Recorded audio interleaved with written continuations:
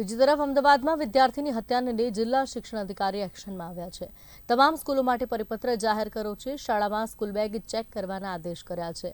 School safety અંતર્ગત એક સમિતિની રચના કરવામાં આવશે, જેમાં આચાર્ય, શિક્ષક અને મોનિટર સાથે મળી સમિતિ રચનાનું સૂચન આપવામાં આવ્યું છે। વિદ્યાર્થી પાસેથી કોઈ વાંધાજનક વસ્તુ મળી આવે તો તેનું કાઉન્સેલિંગ કરવામાં આવશે। જિલ્લા શિક્ષણ અધિકારી અને પોલીસ કમિશનર બંનેની વાતચીત બાદ પોલીસ શાળાની આસપાસ પેટ્રોલિંગ તેમજ નિરીક્ષણ પણ કરશે। વાલીઓને પણ ફરજિયાત વાલી મીટિંગમાં હાજર રહેવાનું ફરમાન છે। તો વાંધાજનક વસ્તુ મળી આવશે તો પોલીસ ફરિયાદ સુધીની કાર્યવાહી પણ કરવામાં આવશે।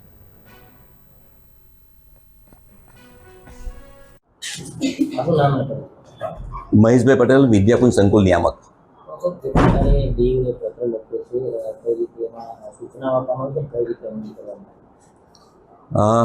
અમદાવાદમાં જે દુઃખદ ઘટના ઘટી એના માટે અમે ખૂબ દુઃખી છીએ।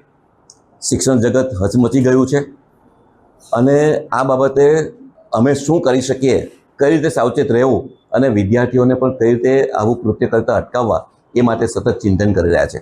આજે જ્યારે જિલ્લા શિક્ષણ અધિકારીશ્રીએ વિદ્યાર્થીની બેગ ચેક કરવી, સાથે સાથે શિસ્ત સમિતિની રચના કરવી આ આદેશ કર્યા છે, ત્યારે એટલું ચોક્કસ કહું છું કે દરેક શાળામાં શિસ્ત સમિતિની રચના થતી જ હોય છે, પરંતુ હવે એમણે સજાગ રહીને કામ કરવું પડશે। એકલા માત્ર હવે ભરોસો રાખીને જો બેસી રહેશે તો ક્યાંક ને ક્યાંક વિદ્યાર્થી આવું જે સાધન છે શૈક્ષણિક, એ સાધનનો ખોટો ઉપયોગ કરી અને જ્યારે બીજા વિદ્યાર્થી પર હુમલો કરે ત્યારે આવી ઘટના ન ઘટે એ માટે સાવચેતીના ભાગરૂપે અમે હવે નિયમિત રીતે ક્યારેક સરપ્રાઇઝ રાખીને બેગ ચેક કરીશું। અમે વાલીઓને પણ હવે જાગૃત કરીએ છીએ, કહેવા માગીએ છીએ કે તમે પણ તમારા બાળકની બેગ ચેક કરો।